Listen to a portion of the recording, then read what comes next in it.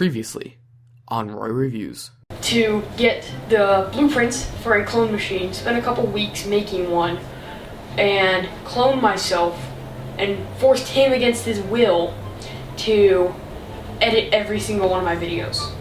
Okay, I'll take him to the junkyard tonight. I ain't going to no stinking junkyard, Roy.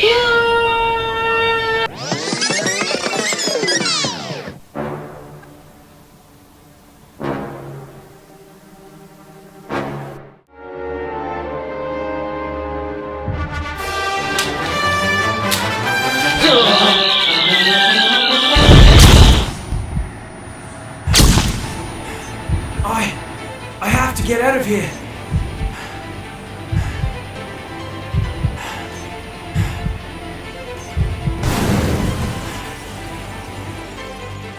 I have been bound to this world, trapped here. You see, I was brought here by Elmo. Can you tell me how to get my Shulky alive? Is Shulk! When he was destroyed, I became bound to this world. I became its permanent prisoner. But all I want is to get back to Colony 9, to the Bionis, to home. But Roy has left me with quite the predicament. So, I have gathered you all, his greatest enemies, to help me find a way home. That's great and all, but what's in it for us? You'll get what you've always wanted. Revenge. Oh man, I can't believe it's been over a year since I started reviewing video games. It feels like it's only been a week. I know it sounds weird, but I'm pretty proud of the progress I've made. I mean, I still have a lot more to go, but I'm proud of myself. I cannot wait for next year. Next year's gonna be a great year for reviewing games. Dude, that's crazy. Well, I'm excited to see more to it's come. gonna be awesome. So I'm thinking about doing Ocarina of Time or Link to the Past because those games are great for a Season 1 finale, right? Sounds good, dude. Normally I'd mention how Link to the Past is a better game, Yeah, but it's exactly. definitely not. Stick! Oh, please! Roy!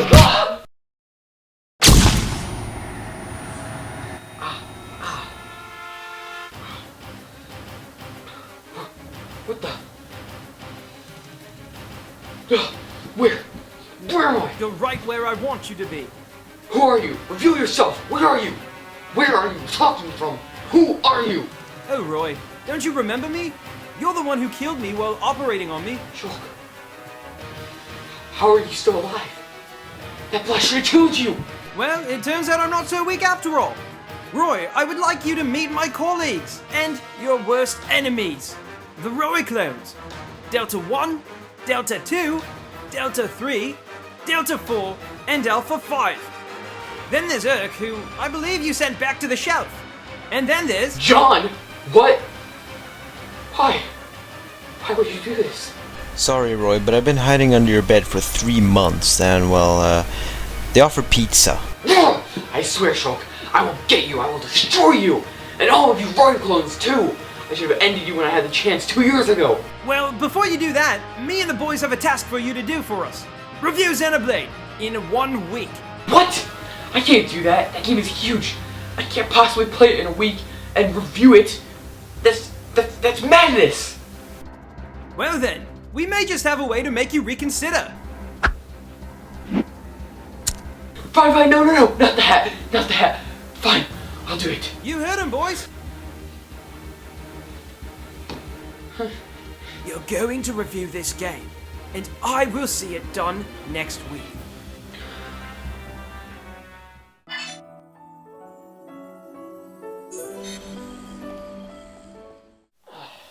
Alright, Shulk. I finished the review. Wrote it.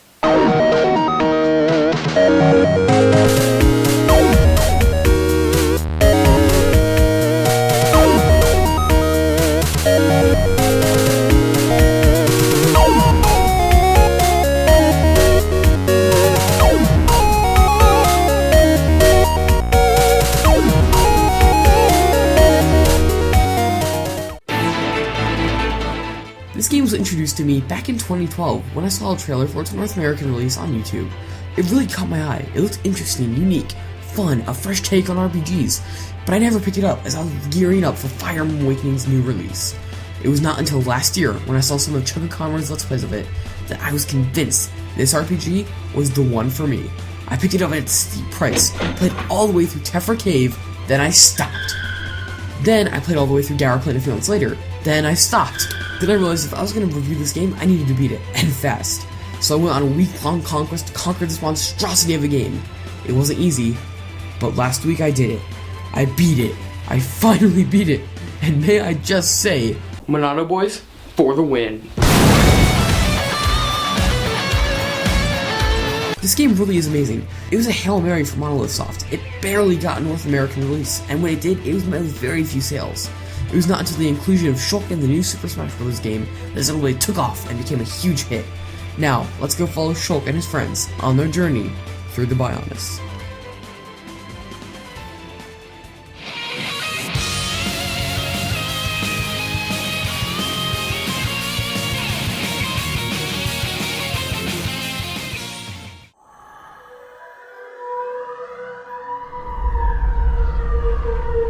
Long ago, the world was nothing more but an endless sea, cloaked in a boundless sky, reaching as far as could possibly be imagined. Then, two great titans came into existence, the Bionis and the Mechonis. The titans were locked in a timeless, endless battle, until at last, only their lifeless corpses remained. Flash forward a millennia or two, and life has sprouted up and taken shape in the Bionis. Creatures such as Homs, Nopon, and Hyantia have settled and governed the land of the Bionis. All was well. But soon an evil robotic force known as the Mechon sprouted from the Mechonis and attacked the Homs race. Forced to fight, the Homs built an army to fight against the Mechon threat. But soon, the Homs force was severely outmatched. That is until a Homs man named Dixon found the Monado, a mysterious divine sword that could cut through Mechon like butter if used by a strong enough wielder. After the introduction cutscene, you're thrust into a raging battle, where the last few soldiers are fighting at Sword Valley, where Dunban, the current wielder of the Monado, decides to use the Monado to sacrifice himself and his friends to save Colony 6 against the Mechon onslaught. Sometime during the fight, the Monado rejects Dunban as its wielder and paralyzes his arm. Then, the battle fades away. After we see the battle take place, we fast forward a year to Colony 9, where we see Shulk researching the Monado, the mysterious and legendary sword, and soon discovers that the Monado allows its correct heir to see visions of the future, whether they take place a few years away or just seconds away. That's right, Shulk can see the future. After getting into a bit of trouble outside the lab, Shulk goes on a break and eats lunch, while marveling at the peace going on the Bionis. Everything seemed fine. But just then, Colony 9 was besieged by the Mechon threat that was thought to be long gone. Only this time, it's stronger, as the Mechon force is led by a Mechon with a metal face that seems to be more intelligent than any other Mechon. Now, you must guide Shulk, Rhine, Dunban, and the others on their conquest to finish off the new Mechon threat, get vengeance for Colony 9, figure out the mystery behind these new talking and intelligent Mechon known as faces, and unlock the true power of the Monado. This game's story is really simple at first, but the deeper you dive in, the more interesting it gets. And it's very intriguing. The driving force behind playing this game is just to see what the next cutscene will ask and what it will reveal. It's simply a great story. Something I love about the start of this game is that you're thrown right into a war with side characters, not the main protagonist. It's a great way of building up the side characters even further, and even sets up the plot that happens much later in the game from the very start. And another great section about this game is that you fight enemies you won't fight again for a long time, because Dunban and his pals are much more skilled than Shulk and his friends at that moment, but it gives you the sense of motivation to get better, so that one day you can fight those enemies with Shulk and Rhine. In the story that takes place a little later, the Mechon with faces have great personalities. For example, Zord, a villain that I want to take down, is one of my favorite characters because he has such an awesome personality. That just shows great character development, and he's only in a tiny part of the entire game. The side characters really do feel like main characters. If Shulk didn't have the Monado equipped and you used Rhine or Dunban, a newcomer to the game series would not be able to tell who the main character is. That's how well developed the side characters are. They each have their own sub-stories that are very well fleshed out, yet the game never feels jammed because each sub-story flows perfectly into the main story. I also like how most of the enemies in the game are machines. It feels just like this fight I had the other day against this giant, huge, menacing machine. I owned that thing hard. This game's story also has its emotional moments. It's going to make you feel angry, it's going to make you feel sad, it's going to make you feel excited, and it's going to make you feel joyous. It's just so awesome, and it's so much fun to watch the story unfold in front of your very eyes.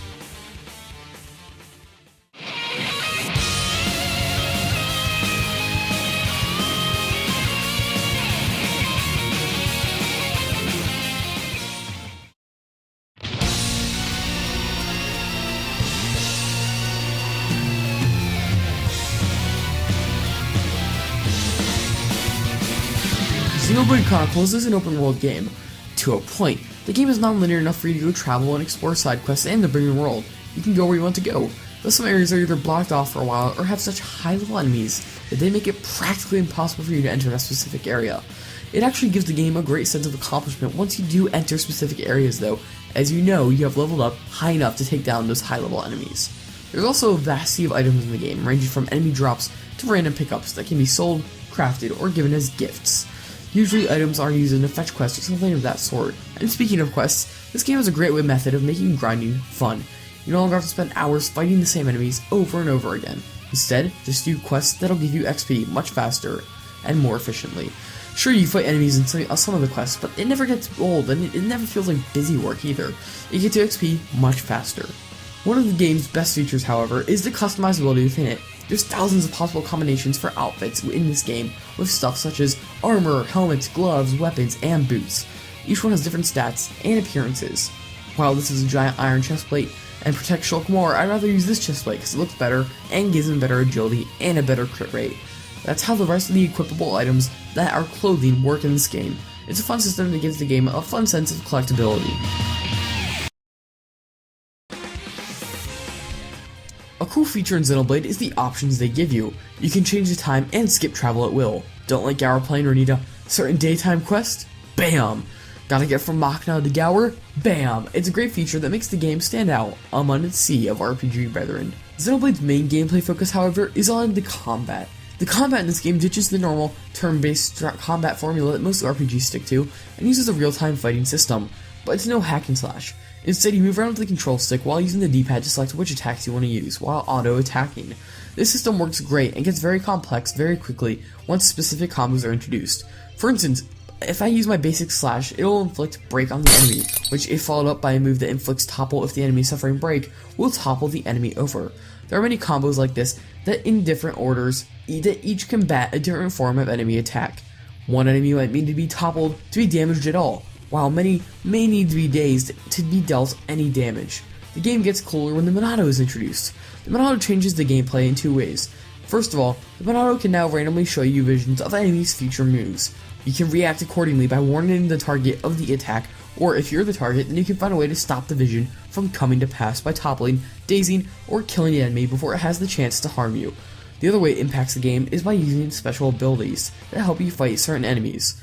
From the Monado Shield to Buster to Enchant, and many more abilities that help solidify the Monado as a truly legendary blade.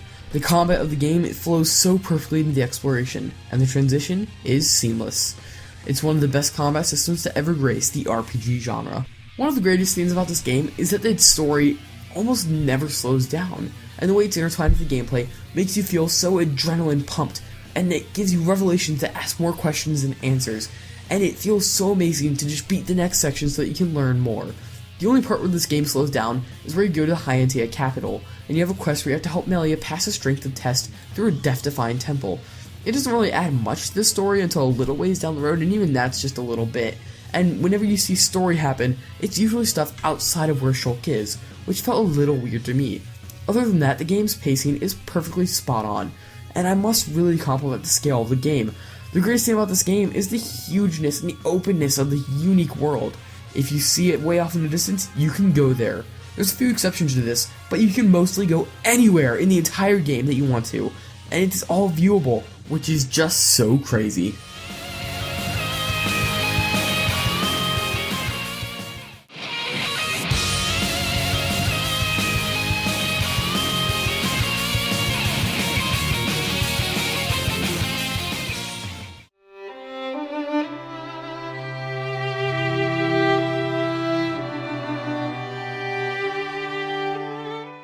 This game is so gorgeous. It looks so wondrous and beautiful. Its art direction is perfect. It's a medieval art style with some great steampunk and fantasy vibes thrown in. Everything looks so detailed because if you see something in the background, you can go to it. I'm not even kidding. Remember how I said this game takes place on the back of a ginormous titan? Well, this game's story holds true to that design, which is amazing. You go from its feet to its head. You see, these seem to be its ribs. Caves are areas like the stomach and inside the knee. It's just stuff that is so cool. And everything is so consistent as well. For example, you know the part in the opening cinematic where Mechonis' hand gets iced by the Bionis? I thought it was just a cool little visual, but nope, you can go there too. You can go everywhere in this game. You can pinpoint what part of the Bionis or Mechonis you're on, and it gives the game a sense of grand, dangerous, wonderful adventure.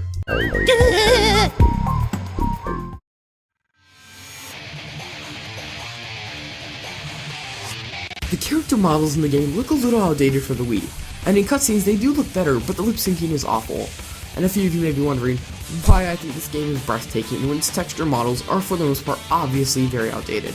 But my point I'm trying to make is that the environments themselves look breathtaking, but yes, the textures and models do look awful.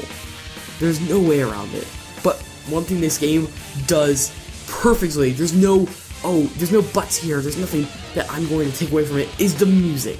The music, oh my god, I can't even talk about the music, as this game's music has just made me drop my jaw in awe. The music in this game is the best music I have ever heard in any game, ever, next to the Zelda series. But this game's soundtrack is so close to being better than the Zelda series. The music is sheer genius. It fits every situation it's in, and never gets old. It's addictive, and most of all, it's stunning to listen to. I mean, any song can fit any situation perfectly. I love getting to cutscenes to see the story unfold in this game, but also to hear the perfectly timed music with the cutscenes. The story just unfolds with the music and the story and the awesome visuals into an epic fray that just leaves me breathless every single time.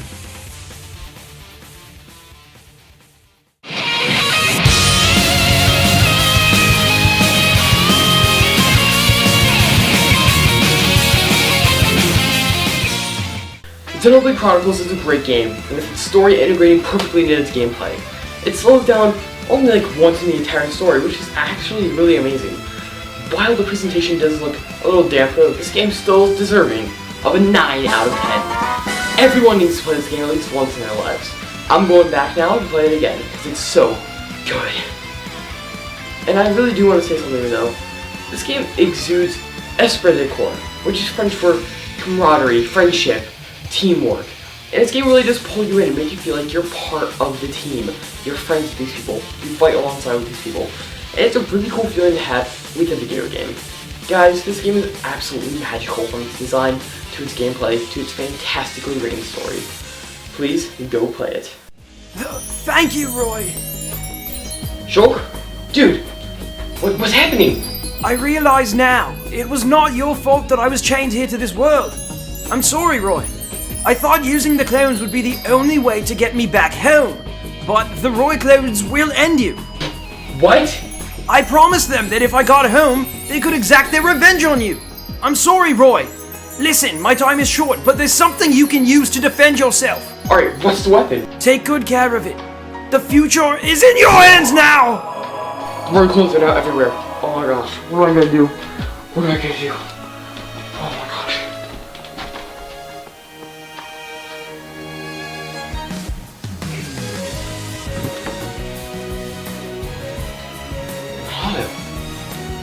Shulk left me a legendary sword. Take good care of it. Oh my gosh. Oh. Been running around free for too long. Should have taken me out years ago. See, now I can see the future and I know how to dodge attacks. Funny how the world works. You've been running around free for too long. Should have taken me out years ago. I gotta go. I gotta run. Run away. Run away. Fine. If you're gonna run away, then I guess I can destroy everything I care about.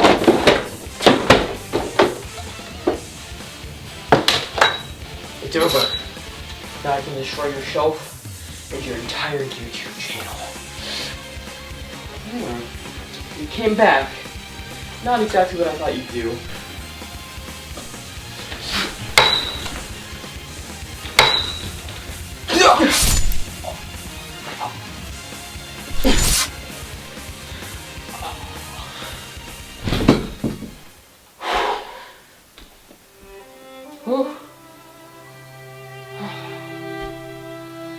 That was crazy.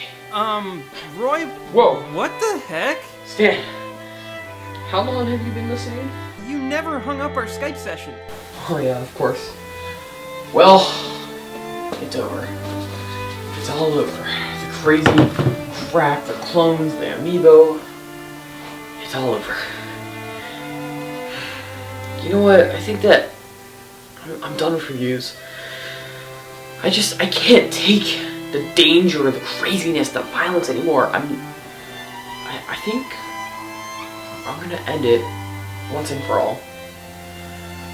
I just can't take reviews anymore. The stress, the pressure, the Elmo games trying to kill me, the amiibo, the clones. It's too much. But me and the shelf have had some pretty good times, haven't we, shelf? I'm talking to the shelf. But Roy, the Legionnaires, they'll be so sad. Your reviews make people laugh. Don't end it. Yeah, I know, but I at least need a break of some kind, okay? I'm done with reviews. And this Monado saved my life. And for that, I will be eternally grateful to Shulk, wherever he is. Xenoblade Chronicles X is a gorgeous looking game. First time this game, I get requested to review a lot. I'm finally getting around to reviewing Fire Emblem Fates. It came out and I played, and then I played again. Oh, jeez, flip. You okay, Roy? What just happened? You're not actually gonna end your reviews, are you? You know what? Maybe this isn't the end. Maybe this is just a new start. But if there's one thing I do know, it's that I need some rest.